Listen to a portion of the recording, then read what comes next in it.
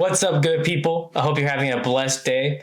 This is High Ground Podcast. I am Landon, and I am joined by Zach, and we're going to waste no more time. Zach, please tell us, what are we talking about? All right, today we're going to talk about Mission Impossible, the new one that just came out, Final Reckoning. So we'll kind of break down that and review. Spoilers ahead for those who haven't seen it. That is your warning. Yes, spoilers. If you like he said, if you have not seen it, you're going to get very spoiled in this video if you keep watching it. We're going to go ahead and get right into it. So Mission Impossible, The Final Reckoning, directed by Christopher McQuarrie, starring Tom Cruise, Haley Atwell, and a really good cast, might I add, to the Mission Impossible film series just in general. But just in this movie alone, huge casting. There's a lot of people. The ratings go 7.6. They had a 7.6 on IMDb. They had a 79% on Rotten Tomatoes and a 3.6 stars on Letterboxd. The Final Reckoning was the final film of the series. Yep. The series went from 1996 to 2025. That's a long time for a series. It had 8 films in the series. The series is based off a TV series created by Bruce Geller in the 70s and late 60s. Zach, what's your ratings on the movie?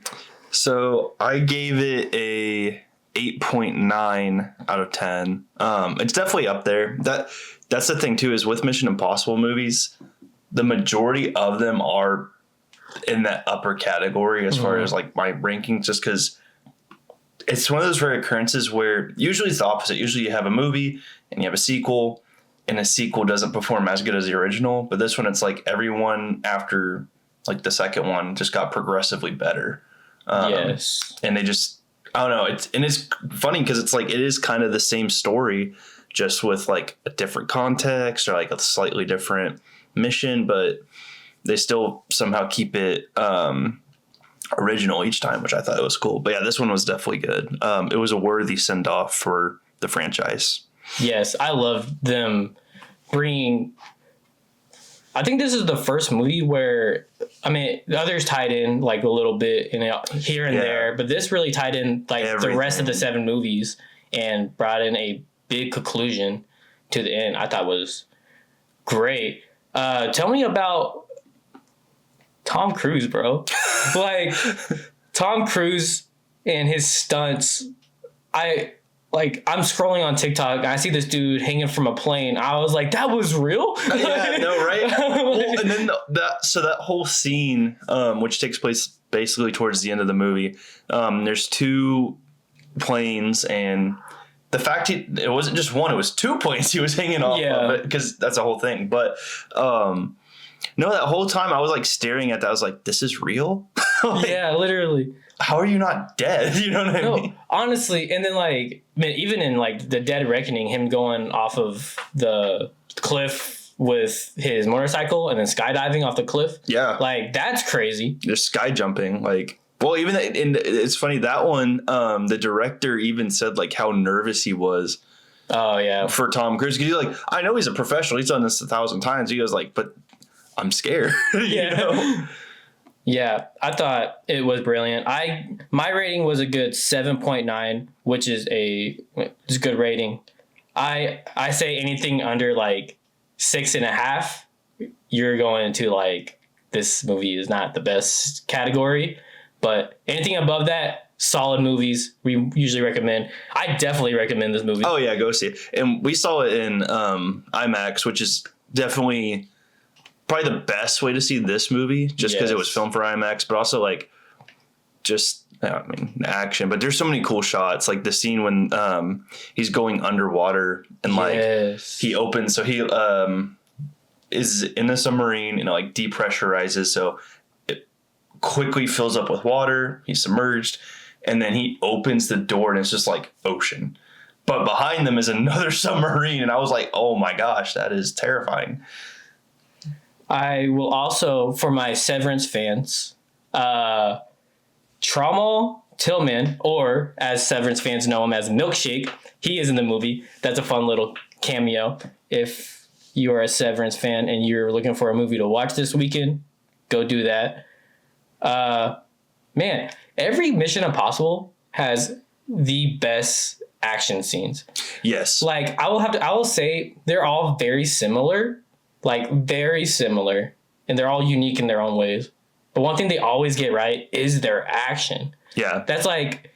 That is the number one reason why I always want to go see a Mission Impossible movie, is solely because of the action. What was your favorite action sequence? Like of all of them? Of all of them? Or just yeah, all of them, but even in the Final Reckoning. Oh, so I'd say in Final Reckoning,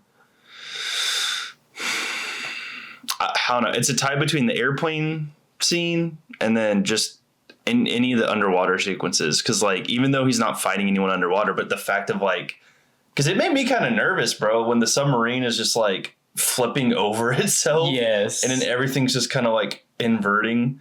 And then the airplane scene was just also like, is he gonna kill this guy? Yeah. Like, so, what about you? What would you say your favorite was? Mine's definitely the plane, airplane. This dude, like, he hangs on an airplane and he steals this one dude's airplane, and then he jumps on another airplane. Yeah. And then can we talk about that? Like I said, I love these movies, and Ethan Hunt is like the coolest, has like the craziest aura in like I think all of film. One of the craziest auras in all of film. But that dude has crazy plot armor. Oh, yeah. Can we talk about that? So the amount of times I'm like, this guy should be dead. No. Literally. Because literally, no. Didn't I tell you? So at the end of the movie, so he's having to put these two like contraptions together to stop the entity. Yes. I forgot the names. Oh, the poison pill and the whatever the original source code thing was. But unfortunately, so he's on the final plane and Gabriel, the main villain, dies. And then he has a parachute, but the plane's already like crashing, going down. So the parachute catches fire. So it's like, he's dead. Yeah. Like, surely he's dead, right? So, and that's what's great. The way they filmed it is like they make you think that, because he puts the two pieces together and it cuts back to Grace and everyone capturing the entity, shutting it down. The whole world blacks out, and then all the lights come back on. And the whole time you're like, all right, so are they going to show Ethan's dead body? Or yeah. And then they kind of slowly zoom in on the field and you see this secondary white parachute show. Yeah. I'm like, there's no way. Like, the amount of times I'm like, this guy should be dead. This guy should be dead. Like, this dude's over here like in a freaking submarine with a bunch of missiles just tapping into them all over. I'm like, like any other character, boom. That's what I would say. I was like, how are these not exploding? Like, they've been here dormant how many years? Also, can we talk about the like major callback from the first movie with the knife and Domlo? Yes. Okay. That was huge. That was such a cool little reveal, because I wondered too, because like when the trailer came out, I'm like, why do they keep showing the knife? I'm like, that's such a very like minor detail. I'm like, the guy with the knife died. I wasn't even thinking about Domlo. And then they show up, and then they show up at the Sosa headquarters to like figure out where the submarine is. And everyone walks in, and there's just this guy with glasses and a beard, and I'm like, that guy kind of looks familiar. Yeah. And then I finally put two and two together when they mentioned like, oh, this is Domlo. You not know who this guy is? Yeah. I'm like, oh no. And my first I was like, he's gonna hate Ethan. Yeah. Oh yeah, him being like, you gave me freedom. I was like, way to go, Ethan. Yeah. He just accidentally helped someone. He thought he ruined his life forever. Yeah. And then let's talk about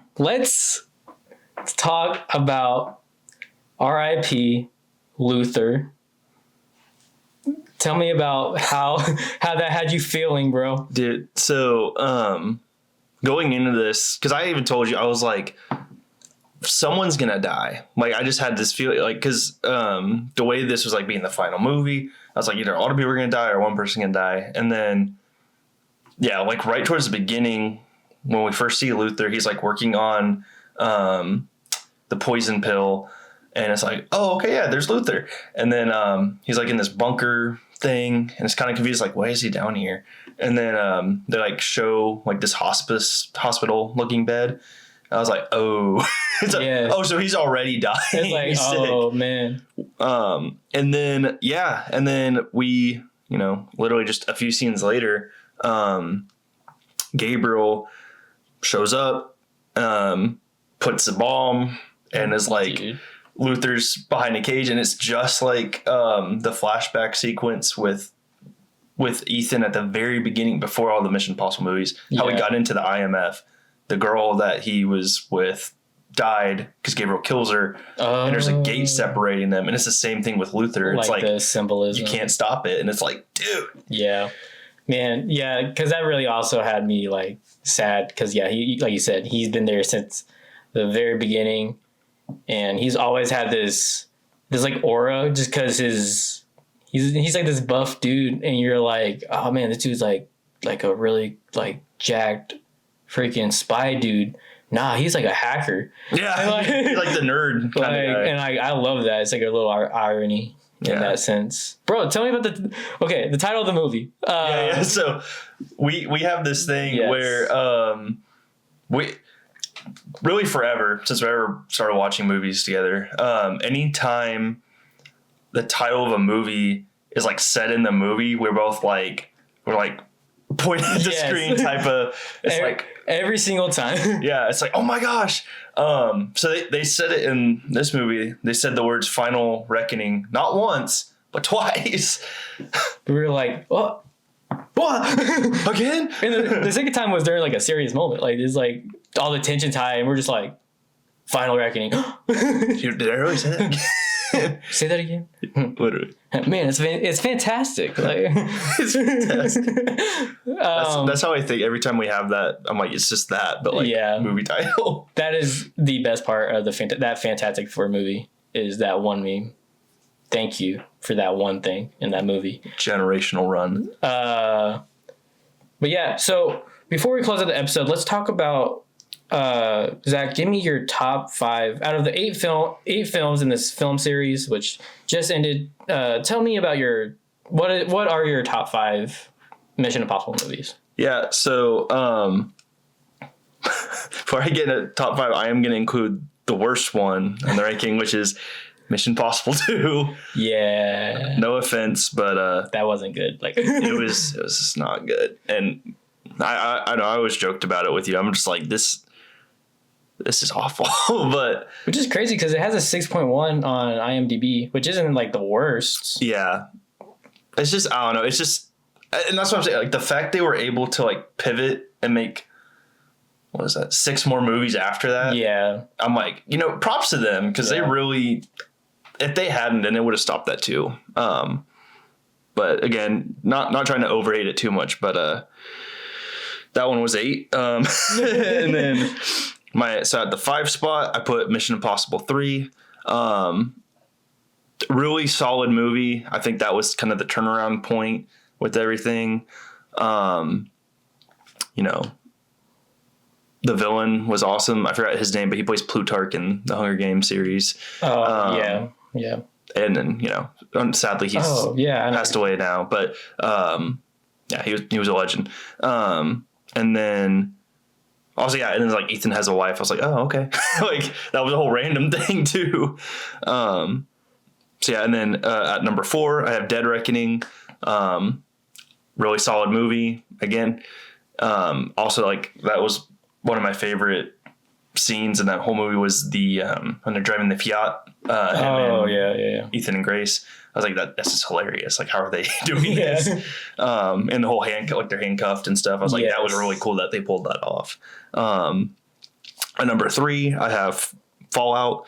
Henry Cavill was in it. That was he is amazing. Yeah, he's awesome. And the fact to see him as a villain was just weird. I was like, all right, I did not expect that. So that was really, really cool to see that from him. Solid movie. At number 2, kind of controversial, but my number 2 is Ghost Protocol. I know you said that's your first. Yeah, that's my favorite of the 8. And it is really good. I mean, the fact you have Tom Cruise climbing the Burj Khalifa. Yes. Is insane. What probably one of the best stunts he's done out of all the movies, but the whole sequence is awesome. And it's just such a good movie. I mean, that's kind of my comfort movie out of all of them, just because I could watch that one. I've seen the most by far, like on TV and stuff. But that being said, my number one I'd have to say is Rogue Nation, just because we get Rebecca Ferguson's character introduced, Elsa, who's one of my favorites in the series. R.I.P. I still hate that. And then, you know, you have the whole opera scene, and arguably my favorite stunt sequence when he's having to hold his breath for like 3 or 5 minutes going underwater. Benji's walking through that tunnel. It's just this really cool sequence. And also, it had the best comedy out of all the movies. Like, it had a lot of just funny moments, which is not something you expect watching a Mission Impossible movie. So it was kind of refreshing to see something with just humor. But also it was just really well done. You have the motorcycle chase sequence, just all around like kind of perfect textbook. Like, this is Mission Impossible. Yeah.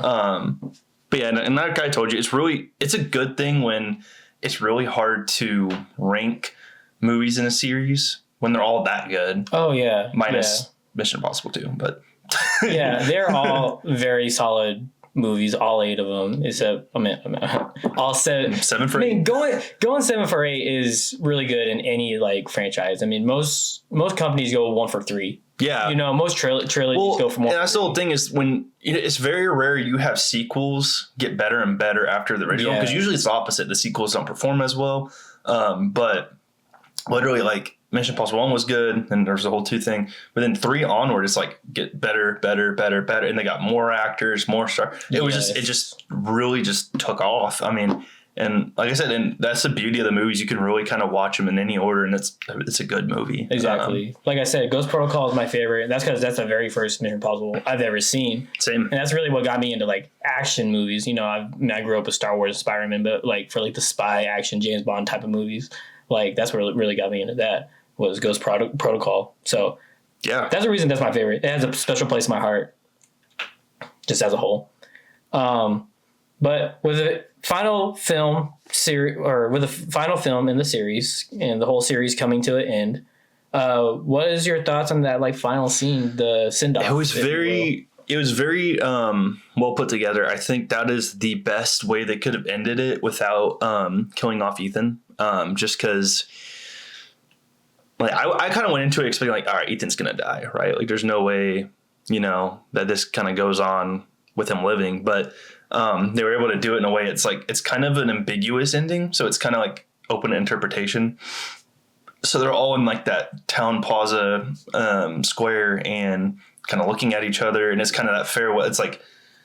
And it's kind of like thinking about it, looking back now, I feel like that was purposely done for us as the audience to have a farewell with these characters. Yeah. Because it's like, this is the last we're seeing them. So it was like really drawn out on purpose so we get to see every one of them.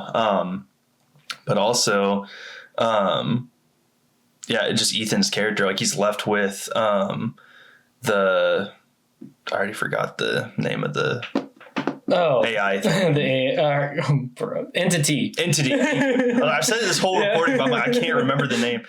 So many words. But yeah, the entity and the little like box thing, the genie in the bottle. Yes. And it's just a good like callback to like even Grace saying like, you're the only one that can be trusted to like protect this or like use this. Yeah. So he's kind of like the guardian or protector of that to make sure it doesn't fall in the wrong hands. So it's either like he's retired and he's just watching this now, or kind of call back to what Luther said at the beginning of the movie.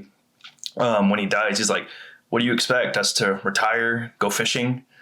It's like this is their life. So I think the more reasonable answer is they're all still working for the IMF. Ethan's never going to be done until he dies. It's just there's no more movies. So it's kind of like close. Yeah.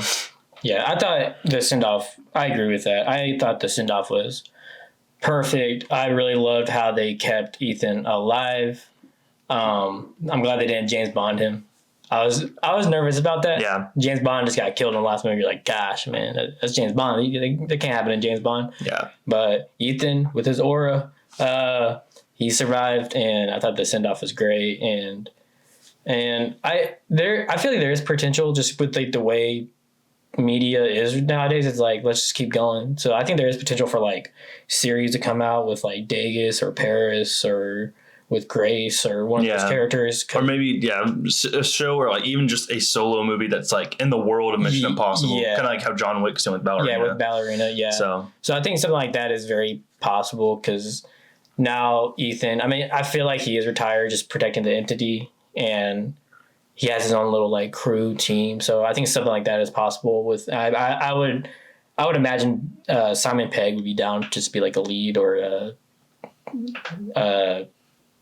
like the older, wiser guy in the show or movie like that. But in the end, the finale was perfect. It was really long, them just looking at each other for 5 minutes. It was really drawn out, yeah. My little nitpick. But in the end, perfect send-off just to conclude a 8-film series, which 8 is a lot of films. It is. But for them all to be consistent and well done, except for the second one, it was perfect. Cool. I think we're gonna end up in there. At the end of each episode, we show the word. We believe the word in the beginning. The word was with God, and we believe the word is God. We love Jesus. And Zach's gonna go ahead and share a verse. Awesome. So I'm gonna be reading out of the book of Matthew. It'll be Matthew 19:26. And it says, Jesus looked at them and said, with man, this is impossible, but with God, all things are possible. So let that be a little encouragement to you, whatever situation or circumstance you're in. Don't ever think that it's not possible. With God, it's possible.